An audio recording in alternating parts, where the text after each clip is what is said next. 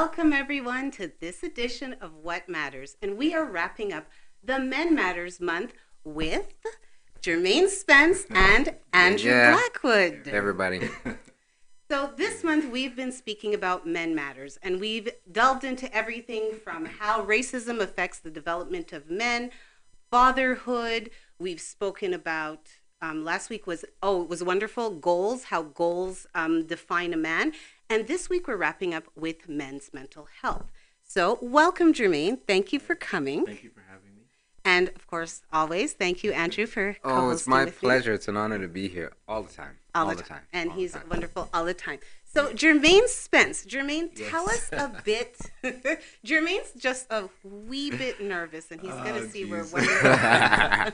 Yes. So Jermain is doing really wonderful things in the community. Yes. And what he has founded, what he has started, is a home or actually two homes, right? Yeah. For men with mental illness who are fighting mental illness or fighting for their mental health, and they're also fighting addiction. That's amazing. So how long have you been doing this, Jermaine? I started this initiative approximately maybe 2 years now. 2 years. Going on 2 years. Mm-hmm. And the driving force behind me doing this was because I noticed in my job I noticed a disparity between the men that I work with mental health Mm-hmm. and being able to access housing. I noticed that these individuals were looked at differently. They were often marginalized and labeled, and they struggled with finding affordable housing or renting a home. And landlords will look at them and say, you have mental health, or you're on ODSP, or you're on OW, you're a problem, and immediately they would get the door shut in their faces. And I saw that in my work, and I was just like, who's going to address this issue? Even if they applied for supportive housing, because, the government has, Mm-hmm. they call it SHIP housing, which is a supported government funding housing program. They still do interviews on these gentlemen, and they still get the short end of the list because no one wants to deal with the issues, right? No one wants to deal with mental health or deal with the addiction. So my question was always, where do these men go? Who helps them? What's out there for them? And that's why I created Hopeendures Community Services, the word hope, indoors. And that's my goal, is to provide hope for these men in a home environment where they can feel like productive humans again, and try to give them the tools that they can use to reintegrate back into normal society. That is tremendous. That's it. That's It is. It is. It's a unique service, and I think we'll come back to the service in particular, but I think it's a unique service because it is coming from a unique person, right? Like this is your program. This is you design. This is your passion. So, and I know you don't do a lot of talking about yourself, but if you could tell us, I mean, beyond just seeing what you saw and designing a program to meet that need, were you aware that this program was inside of you like years ago, decades ago, or was it just out of the blue? No, I wasn't raised in your prototypical home. I was a troubled youth growing up, and I had a lot of struggles, and life so had cards that were dealt to me that I ended up on the streets. Mm-hmm. I was a street kid, and I used to do some pretty crazy things on the streets. Drugs, gangs, and but through it all, there were really good people that really came to my aid. I will never forget the men in particular that came and saw the good in me and reached out to me. And I always had in my heart that if I would ever get to a place of influence, or ever get to a place where I could make a change, I would do that. I would do that. And so this is what drives me to help these men, because I know what it feels like to be homeless. I know what it feels like to have society turn their back on you. I know what it feels like to be marginalized, to be judged, for people to think you are a failure or hopeless. Right. I know what it's like for no one to give you an opportunity.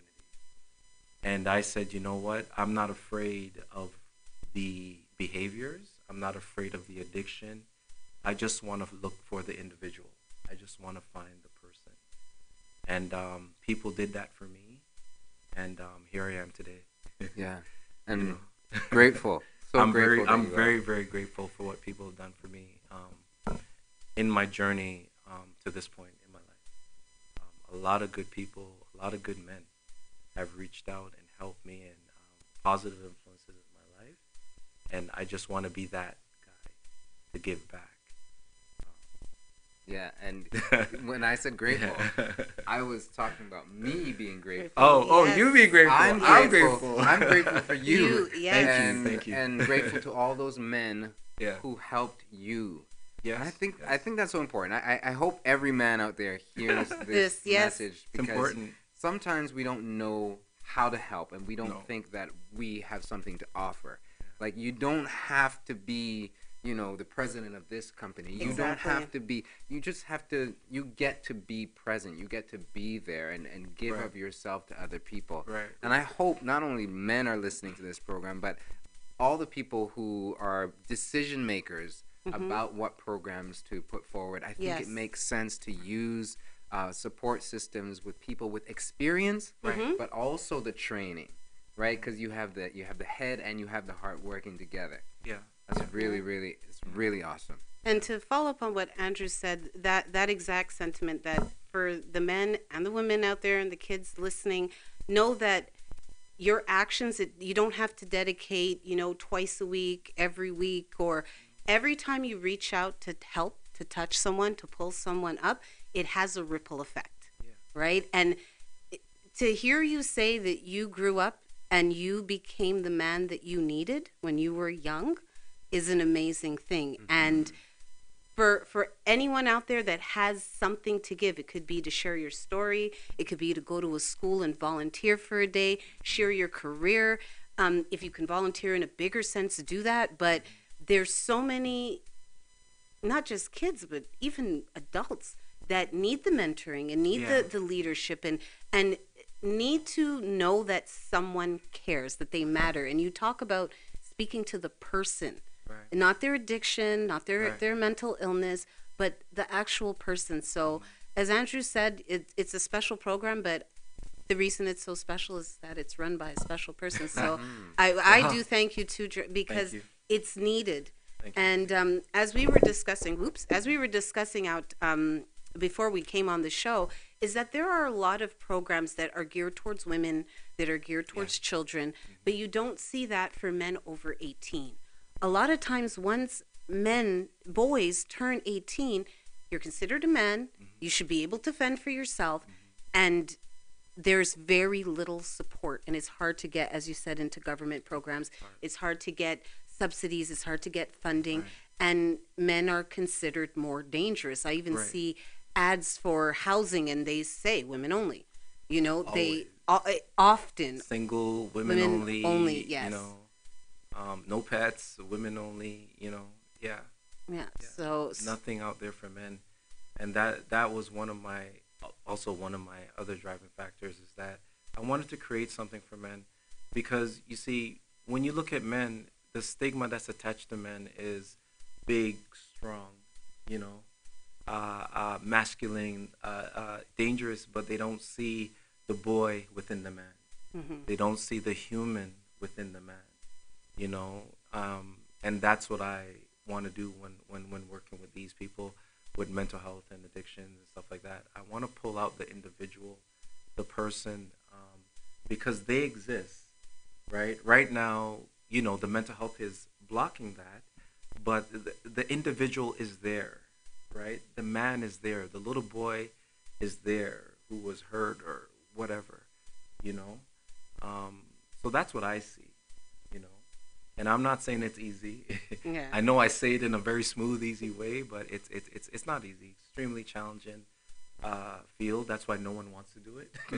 And I guess I am crazy enough to do it. I guess, you know. You're experienced enough. That too. I have some experience. And passionate, and I think it's a good thing that we come back to this particular topic. Yes. Both the boy within the man, Yes. but also the dangers associated with caring for men with significant mental health and addiction issues. And I think that can be a barrier for people, right? Because not everybody has the same life experience as you. They might want to help but feel disqualified or feel ill-equipped, right? So let's come back to that after the break. Absolutely. So when we're back from this break, as Andrew said, we'll be talking about, as Andrew put it, men that are hard to love, what that means. And yes, we're definitely going to have that defined for us, and how we love these men that are hard to love. So we will be back after this break. Are you retiring smart? Make your home's equity work for you. With your home's equity and our 30 years of experience, the Retire Smart Properties team can help you achieve the quality of life you've always wanted. Our services are 360 degrees. We'll give you advice, take care of staging and selling, and help you find the perfect home and community to transition to. It's time to enjoy the retirement lifestyle you deserve. Visit our website today to learn how you can use your home to retire comfortably. The Retire Smart Properties team, powered by RE/MAX West. Hello, my name is Anisha, and I'm the production manager of TCN Network. Have you ever wanted to host your own show? Do you have a message to share? Well, you're in luck. We are looking for dynamic and unique individuals to host their own shows. We are seeking people who are committed, motivated, and energetic. Do you want to be the next Jimmy Fallon, Ellen DeGeneres, or Shane and Ryan from BuzzFeed Unsolved? Start here. Fill out the Propose a Show form on mytcntv.com. We're here to educate, support, and build the community. Can you lead by example? Go the extra mile and seek knowledge? Are you humble, disciplined, responsible, selfless, and enthusiastic? Those are our core values. And if you identify with them, you could be part of a growing network that focuses on positivity and uplifting our community. We can't wait for you to join us on TCN Network and hope to hear from you soon.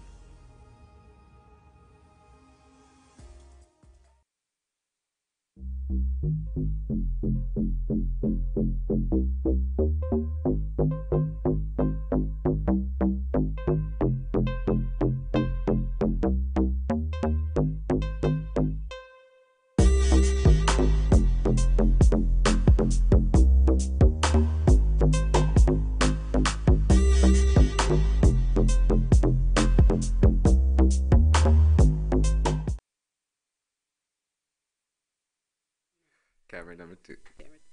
Welcome back to this edition of What Matters. We are here with Jermain Spence and Andrew L. Blackwood, a.k.a. Coach Drew Can.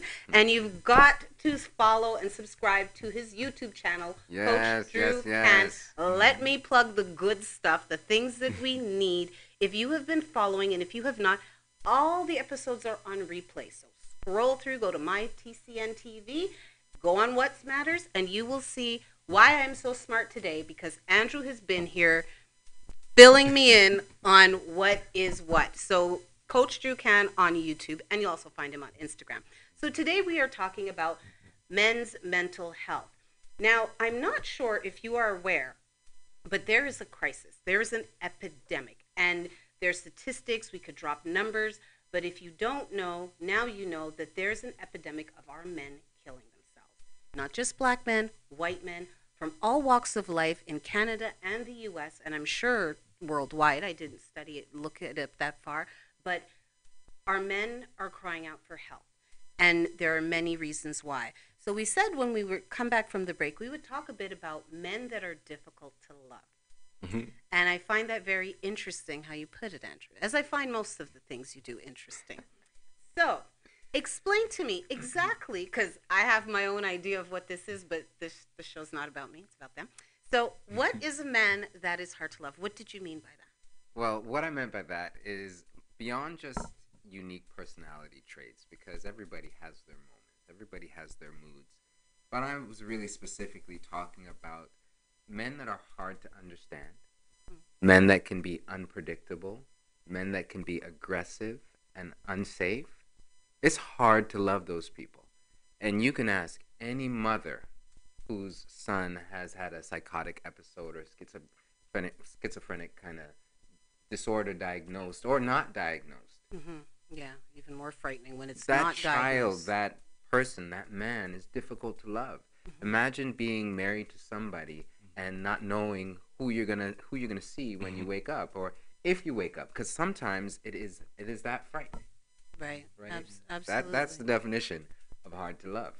Okay. Well, that is what I took it as, is difficult personalities, and one of our viewers, they thought when I was telling them about the subject matter, they thought I was talking in terms of romantic relationships. Oh, okay.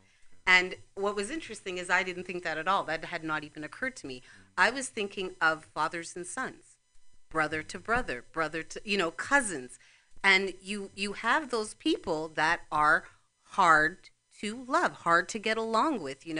It's like the phrase, bro, I love you, or that's not something you'd be able to say to them because you never feel like you're in a safe place or position to say so.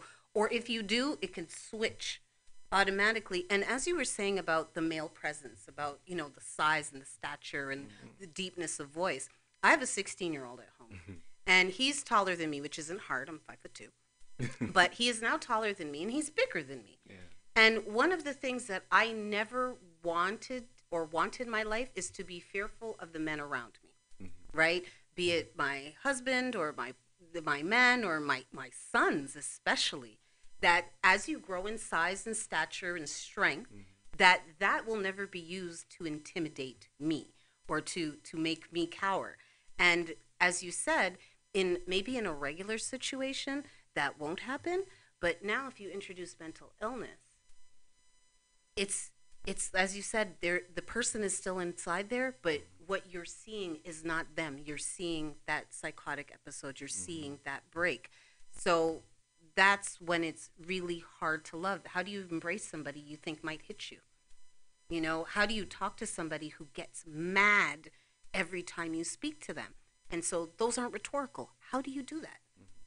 How do we do this? Well, let's talk about a spectrum, and then we'll come back, because there's no one-size-fits-all approach to how to deal with someone with mental health, because there's still, mental health challenges, right? Yeah. Or someone with impaired, sense of a degree of mental wellness, right? So it's important to look at the spectrum of where they're at and what their experience entails, because if somebody is, consistently unpredictable, like predictably unpredictable, you're not going to use the same approach as you would with somebody where there's a particular trigger, right? Yes. There's a time of day or a season of year, or after they engage in particular activities, whether it's stressful or smoking or whatever it is. It's important to kind of figure out where they are on the spectrum and where you are on that spectrum in terms of your degree of safety, because Jermaine might not be as vulnerable or as much at risk as my mother would be. Right. So it's important to kind of see all of those factors before you kind of jump in and help, because your heart is to help or run, one of the two. But it's important to kind of figure out where people are at on the spectrum.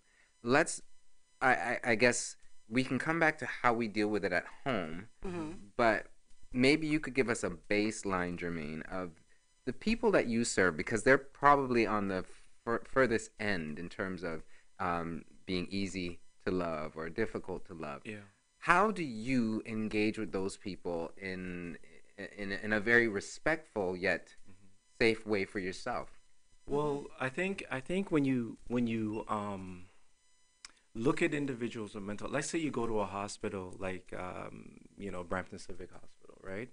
And you see the people in there, they have their mental health, usually psychosis, they're displaying odd behavior, weird behavior, somewhat scary behavior. I think people seem to forget, and I keep going back to the person inside, They see the mental health, they see the behavior, and forget that you can speak to the person, right? I think people react more to the behavior and forget that there are a lot of factors that are leading up to what you're seeing, right? What you're seeing is not necessarily the issue.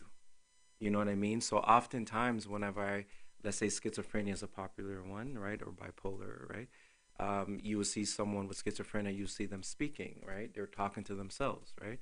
And so you tend to look at them and say, well, who are they talking to? What's going on? But, you can have a conversation with that person. You can literally talk to them and because don't think the individual that is displaying those type of behaviors don't know that they're behaving in that way. They know that. They're aware. They're aware of that. Okay. They're aware of that, and they're aware that they don't have the control to bring themselves back to a place of being normal. Right. They're aware of that you're looking at them weird. They're aware that you're making your face. They're aware that you're crossing the street. They're aware that you're calling them names. They're aware, right?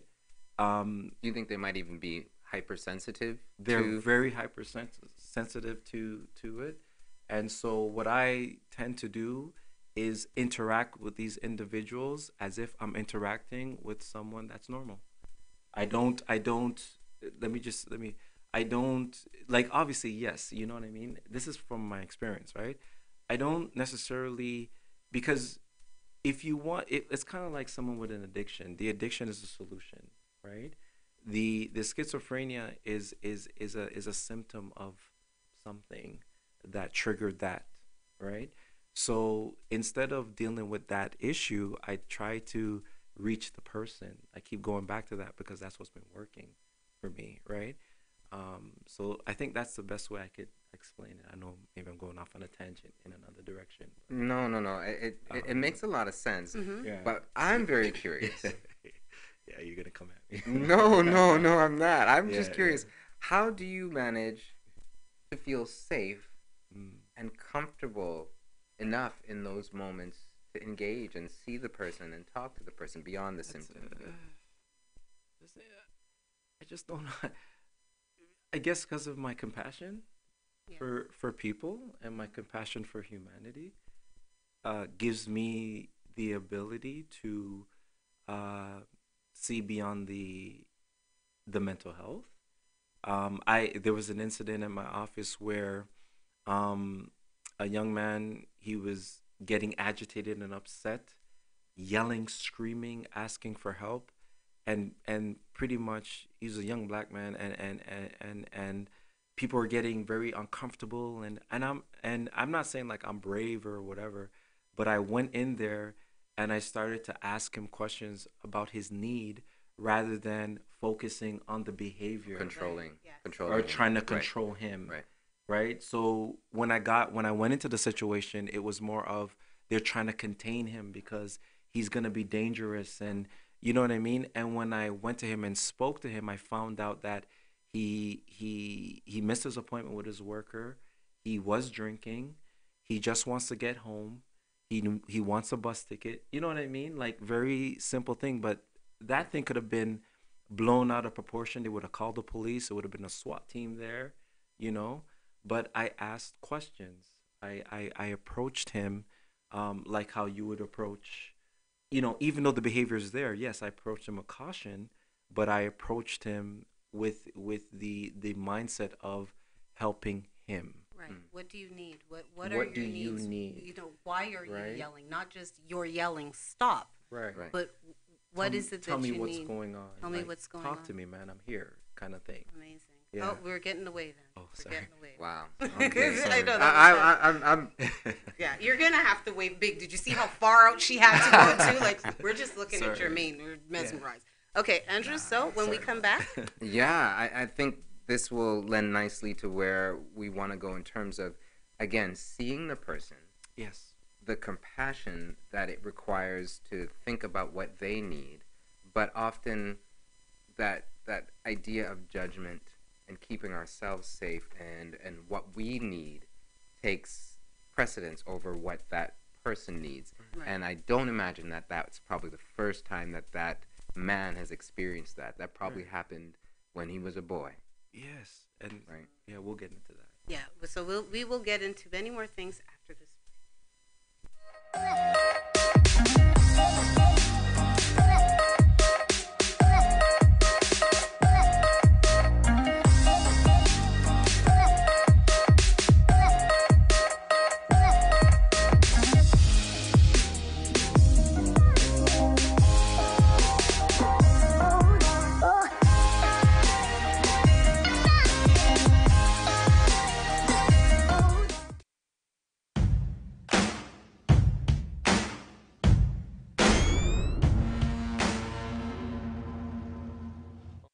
Welcome to Shadow Auto.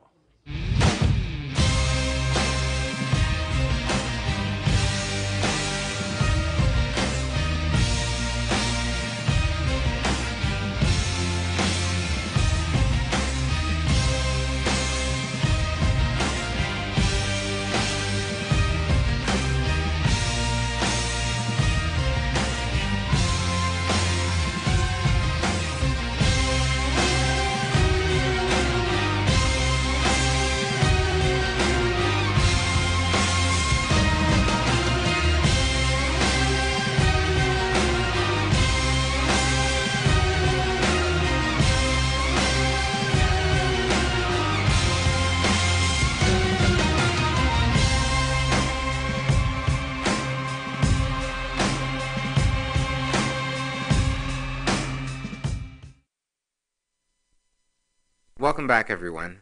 We are here on this lovely lady's show, Erica's show, What Matters, and she allows me to come on every now and then and just tag along and participate. And I get to bring a friend every now and then. And I'm the richest man in the world. He is. Because I am surrounded with the wealth of wisdom from people like Jermain Spence, who has been in the field for many, many years. Over 20 years. But I mean, if you include your own personal life experience, geez. he's probably been in the field, right? I won't tell people how old you are, right? But Yeah, you know, pushing numbers now. we've been learning from Jermain about how to engage with the person, how to engage with the man, and one way to say it, with the parts of him that are probably still aching from experiences Right. that date way back. Right. The things Right. that I think, particularly in our culture, I come from a West Indian background, and we don't have a lot of tolerance for certain things. Things are dismissed. Yes. Right. And more often than not, people end up feeling dismissed Right. and disregarded. And Jermaine was talking about, engaging with someone and finding out, being available to that person to say, what is it that you need? What is it that you need? And if I were to take that back, because I referenced the whole idea that that's probably not the first time that he's experienced that. Right. What if we take that back? Instead of asking, what is it that you need, we often ask, what is it you want? Like, what is it you want now? That really resonated. Have you not heard that sentence? Right. How Like many times? you especially Caribbean prince. Yes, Away what you want. What do you want? Right? Away you want. Right? See, now, because that Yeah, conveys that you are a bother. Impatient. You are a nuisance. Yes. And being the father of 2 children, 5 and 2, very wonderful, active, inquisitive, passionate, expressive, relentless young girls. Yes, they are. I know what it feels like to be tired beyond recognition. Like, I can't recognize myself. That's Yes. how tired you are. Yes. So you can get to that point where you can be so frustrated and so tired that you really don't want to deal with anybody, no matter how cute they are. Yeah. So I'm not trying to blame people, because I get it. But I think part of what we're doing here and desiring to do here is influence culture and help people see the opportunities.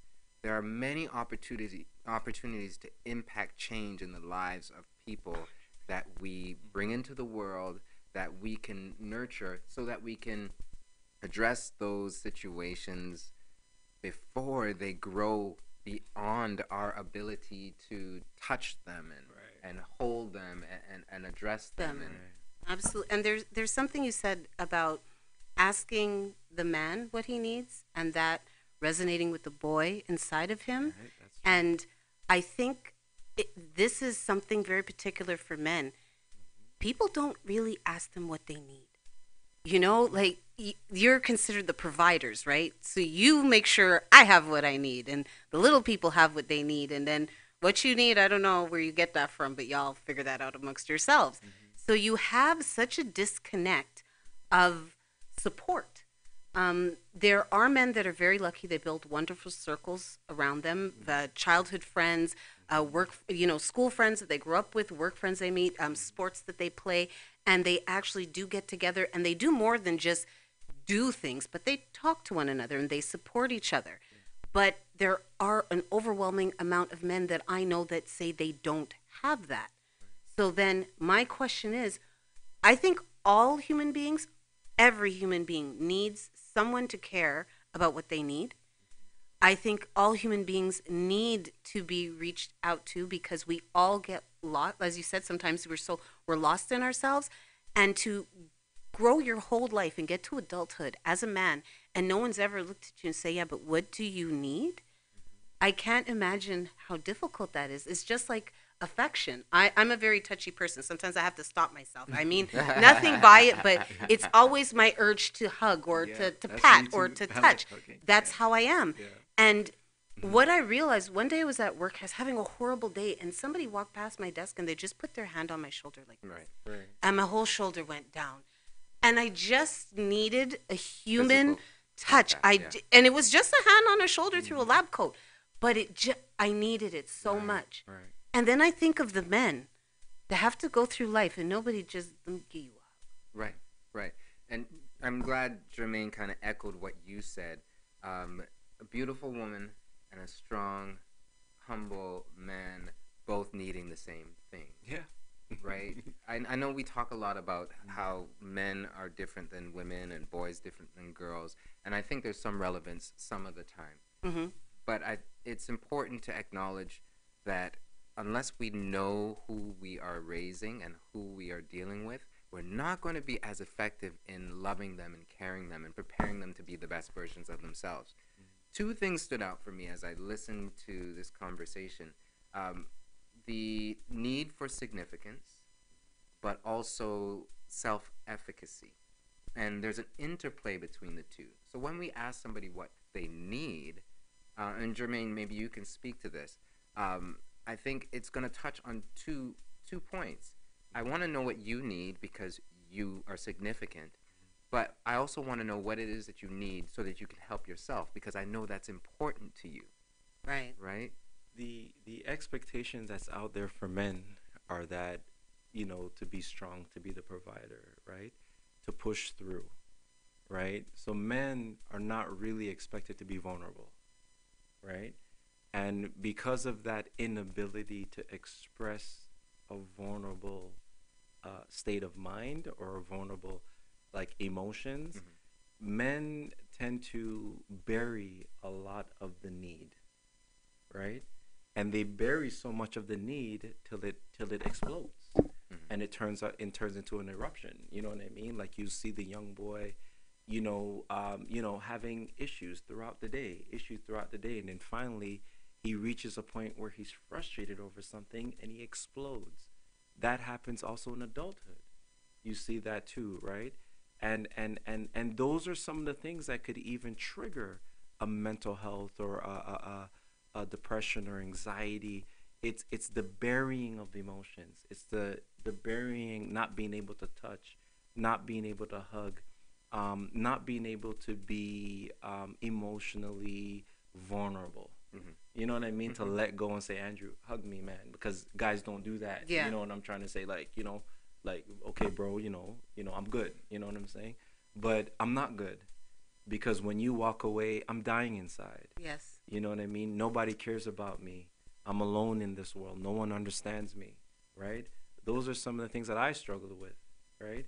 And I realize that if I keep burying this thing, It will come out in different parts of my life. It may come out of my wife. It may come out of my children. It may come out at work. It may come out in road rage.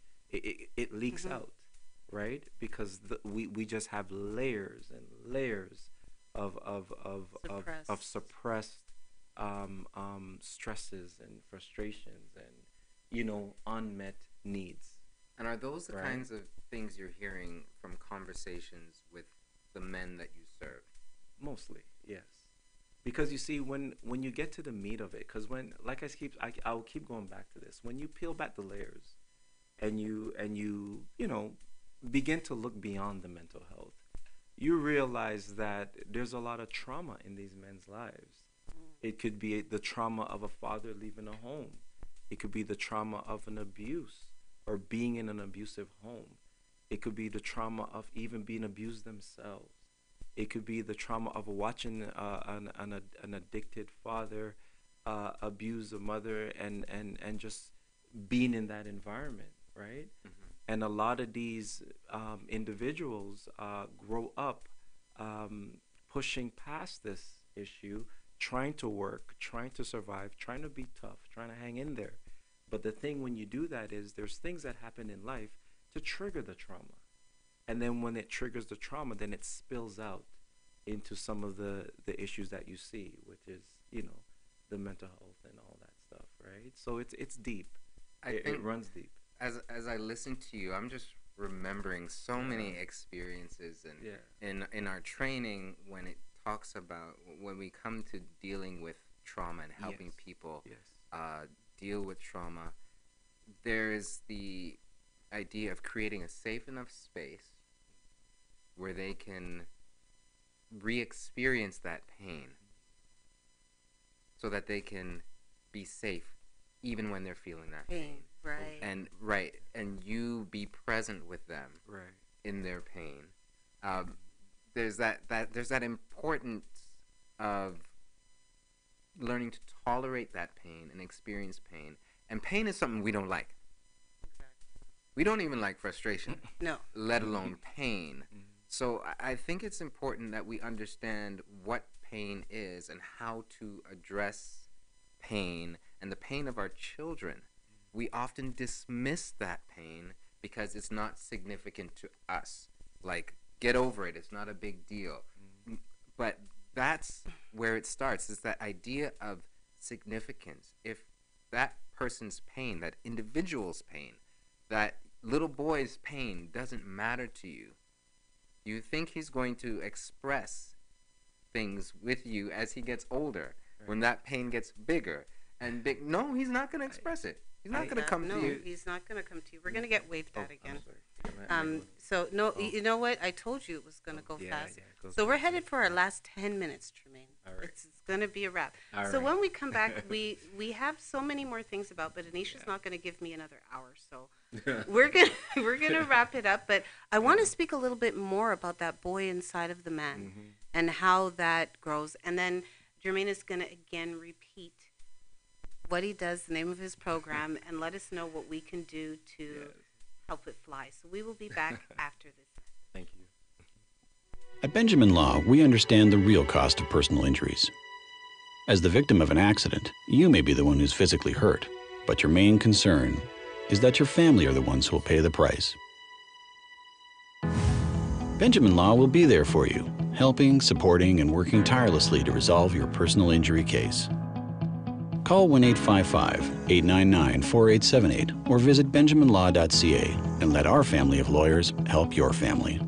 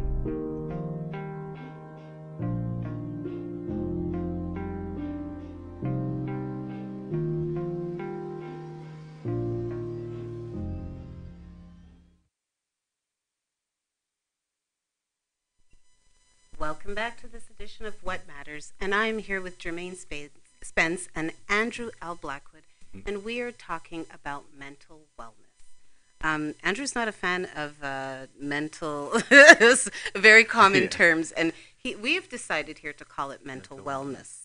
And unfortunately, the lack thereof for many of the members in our community. This month, we've focused on men, and I will be doing it again because I think it's a really important topic.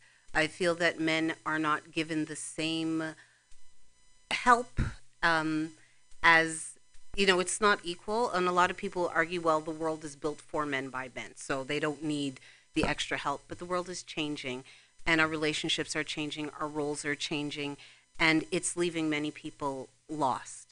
Different societies, we're here in Canada in this new land, coming to this place with our old cultures, and some things work and some things don't, right? So we're here unpacking.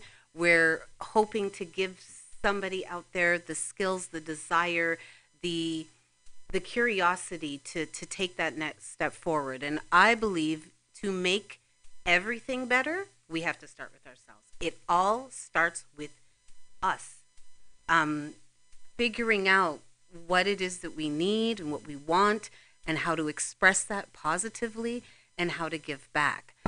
Now we're going to touch a bit on the boy inside of the man.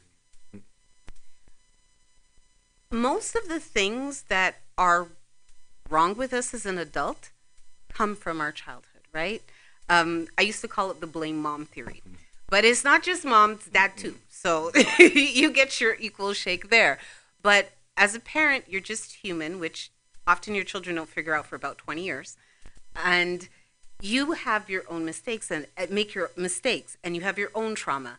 And unfortunately, sometimes what we do is we hand it to our child and we give it to them to carry. And you had said something before the break that I found very interesting. And that was, we lose our patience sometimes because we're human, and we can be dismissive. I think as a parent, it is okay to make those mistakes if you go back and correct them, if you go back and apologize, because that's also a learning opportunity for your child, right? I'm really sorry I yelled at you. I'm frustrated. I'm tired.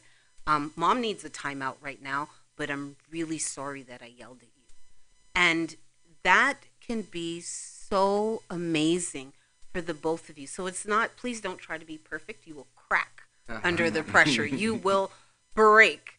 But do your best, but humanity is the thing here. That's the obstacle, right? Just being human. Apologies work. So I think especially with our sons, with our boys, it's almost reflex. And I've had to unlearn a lot of the things that I learned growing up. And we do that with our boys way more than our girls. Little girls cry, oh, come, baby, what's wrong? You did, Mama, don't. And what's wrong with you, man? You bleeding? Not, so get up. You're all right. Mm-hmm. And that's not just with physical wounds, but with emotional wounds and with hurt. And when they're rejected, when little boys are rejected, we often encourage them to respond with aggression. And then these men grow up, and you reject them walking down the street, hey, baby, don't talk to me, and they're mad. But this is what we train them to be since they were little. Right. So we've got to address our little boys as they are now, but also speak to the boy and the man. And I don't think that's a bad thing. Some people may say, well, that's dumbing them down, but infantilizing them. Yes. Emasculating them. Yes. Right, yes. right. And I think there couldn't be anything further from the truth. You're singing my song. Right? Yeah. I think when people think about offering an apology, they think about something that is insignificant, a one-stop kind of random kind of... The walk-by apology. Right, the drive-by apology. No, that's not what we're talking about. We're talking about addressing emotional injury. Mm-hmm. And the reality is, like you said, it starts with us, not just what we do, but what we've experienced. So people learn more from what they see than what you tell them. 100%.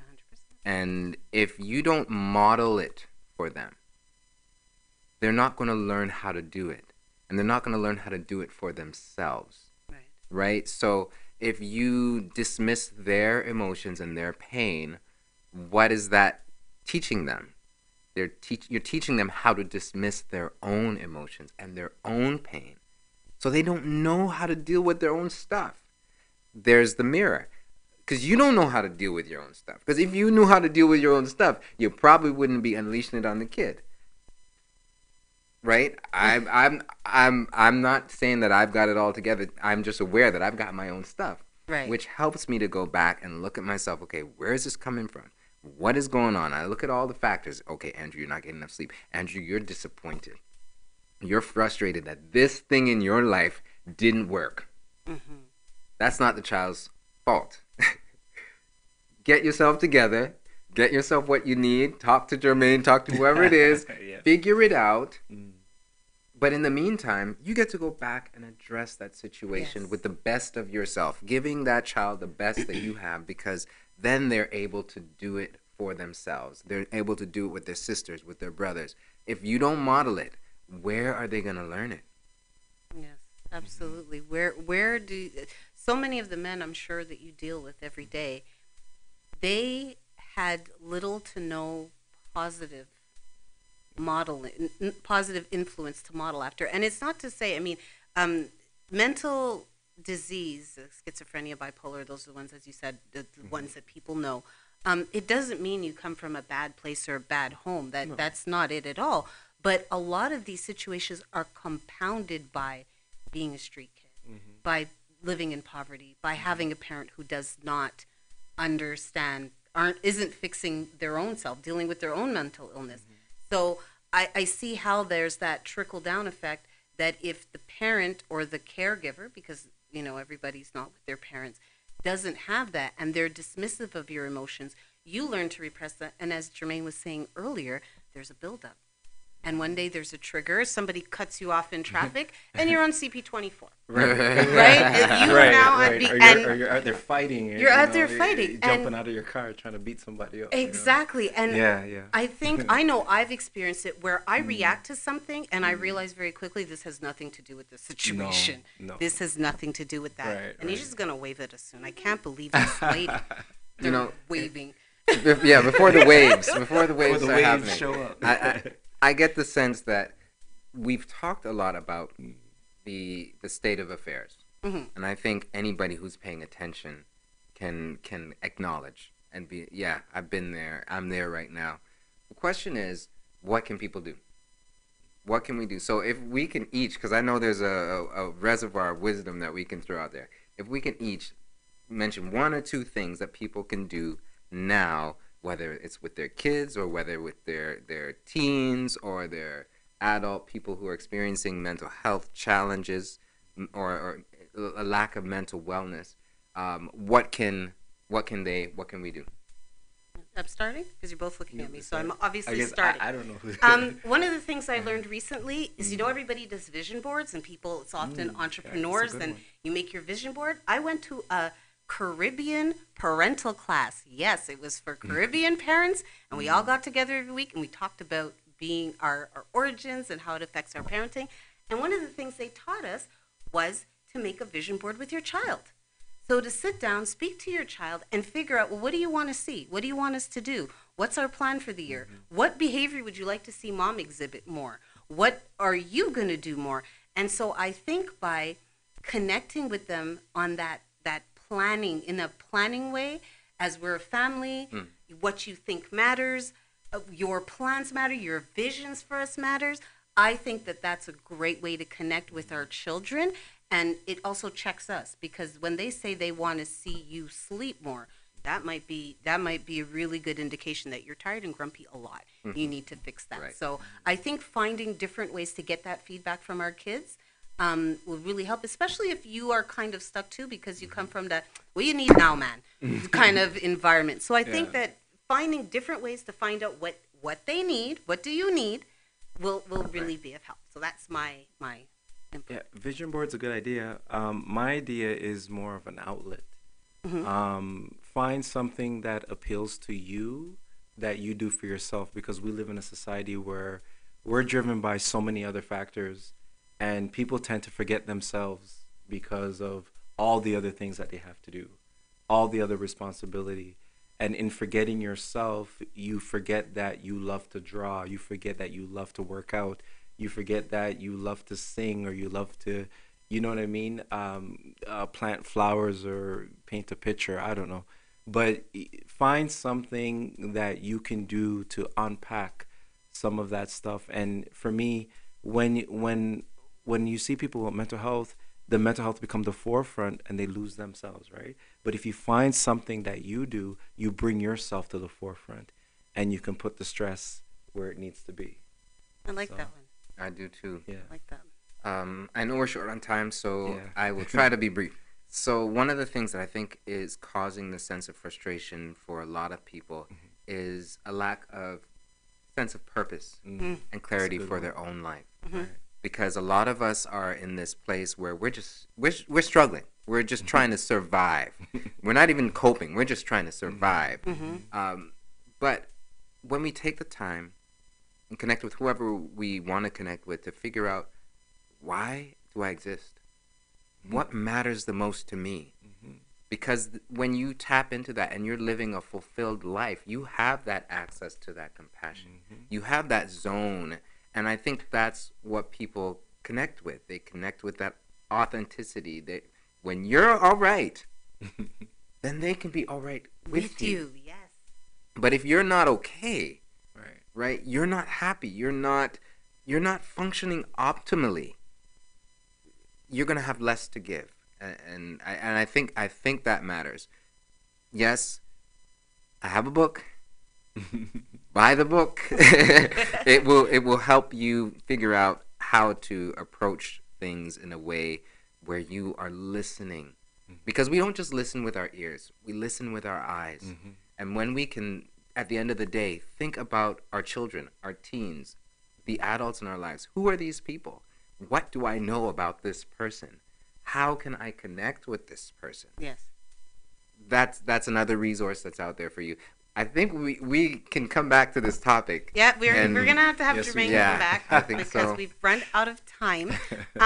Jermaine's stuff is going to be all over my Facebook page and my Instagram and my business page because people need to know about what's the program called before Anisha kills us? Hopeendures Community Services. Hopeendures, and Indoors is ENDOORS. Yes, Indoors.